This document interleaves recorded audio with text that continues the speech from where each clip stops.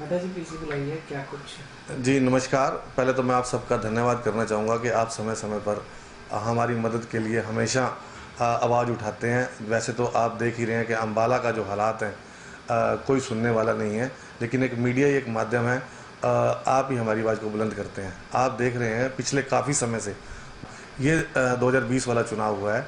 उस चुनाव के बाद शहर की हालत जो है वो बद से बदतर होती जा रही है। डेवलपमेंट के वर्क जो है वो बिल्कुल जीरो होते जा रहे हैं। जनता त्राही त्राही कर रही है, जगह जगह पर खड्डे हैं, कोई ड्रेनेज सिस्टम काम नहीं कर रहा। और साथ ही तरह तरह के जो बाहर हैं जनता पर वो लादे जा रहे हैं। जैसे कि आप देख रहे हैं कूड़ा कलेक्शन पिछले 6 साल का इकट्ठा नगर निगम द्वारा आम जनता पर लाद दिया गया बिना बताए। जबकि नगर निगम जो है कोई भी संस्था 3 साल से ऊपर का पैसा ले नहीं सकती।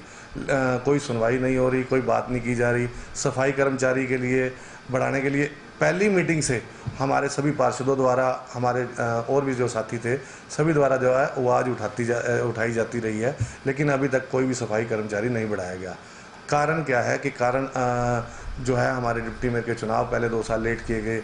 उसके लिए हमने उच्च न्यायालय का दरवाज़ा खटखटाया, तब जाके चुनाव हुए।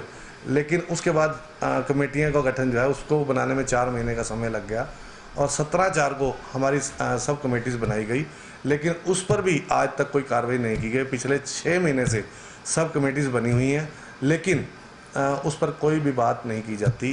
कोई मीटिंग नहीं बुलाई गई, कोई मीटिंग का एजेंडा नहीं बना और अफसर जो है अपनी मनमानी करने पर उतरे हुए हैं। तो मैंने अब एक रास्ता नया अख्तियार किया है कि उस फाइनेंस कमेटी के अंदर मैं वाइस चेयरमैन हूँ। उस वाइस चेयरमैन का कोई मतलब नहीं है, कोई औचित्य नहीं है, क्योंकि कमेटी पे कोई काम ही नहीं हो रहा। तो मैं आज उस वाइस चेयरमैन के पद से इस्तीफ़ा दे रहा हूँ। और अगर अभी भी जो है अगर हमारा प्रशासन ना जागा और हमारी अम्बाला की जनता को रास्ता ना दिया सही तरीके से, तो मैं हाई कोर्ट का दरवाज़ा खटखटाऊँगा। चाहे वो डेवलपमेंट वर्क हो, चाहे वो डोर टू डोर कूड़ा कलेक्शन के पैसा हो। मैं हाई कोर्ट का दरवाज़ा खटखटाऊँगा और अम्बाला की जनता की आवाज़ को बुलंद करता रहूँगा। मेहता जी, आज कमेटी से आपने इस्तीफा दिया है, ये वही कमेटियां हैं जिसको बनाने को लेकर आपने पूरी जद्दोजहद करी। आपस में दोनों पार्टियों ने भाजपा के साथ मिलकर जो है आपस में ही जो है कमेटियां बना दी गई। आज आप इस्तीफा देने देखिए, जद्दोजहद जो है 2020 दिसंबर से ही चलती आ रही थी कि सब कमेटीज़ बननी चाहिए। तो प्रशासनिक अधिकारियों ने एक बहाना बनाया कि डिप्टी मेयर के चुनाव नहीं हुए। चुनाव नहीं हुए, किस वजह से नहीं हुए? प्रशासन की कारण नहीं हुए और प्रशासन ने उसमें लेट किया। हमने हाई कोर्ट जाकर तब भी जो है चुनाव करवाया और आज चुनाव होने के बाद सब कमेटीज़ के लिए हमने जद्दोजहद की, तब जाके कमेटियाँ बनी, लेकिन काम तो नहीं हुआ उस पर। आज 2.25 साल हो गए हैं, उस पर कोई काम नहीं हुआ, इसलिए इस्तीफ़ा देना पड़ रहा है।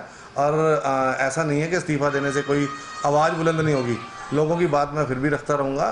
और बड़े रास्ते हैं और दरवाजे हैं, हाई कोर्ट का दरवाज़ा भी है, मैं उस पर जाऊँगा। मेहता जी फाइनेंस कमेटी के चेयरमैन हैं मेयर शक्ति रानी शर्मा, उनसे इस बात को लेकर कोई डिस्कशन की? देखिए, उनसे कई बार उन्होंने भी कोशिश की है कि मीटिंग बुलाई जा सके, लेकिन अधिकारियों का रवैया और ज़्यादा बेहतर वैसे आपको महापौर बता पाएंगे, आप उनसे पूछे तो ऐसे क्या कारण है कि कोई भी काम नगर निगम में करवाने के लिए जो है कई बार कहा जाता है, उसके बावजूद काम नहीं होते?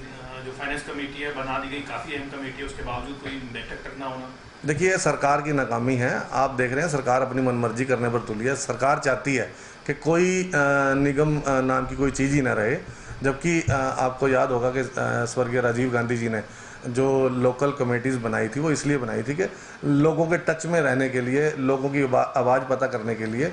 लेकिन इस सरकार ने ये चीज़ बिल्कुल क्लियर कर दिया कि इस कमेटियों की ज़रूरत नहीं है। मैं तो ये कहूँगा कि सरकार इन निगमों को, नगर परिषदों को, नगर पालिकाओं को भंग कर दे, अगर इस तरह ही अपनी मनमानी करनी है तो।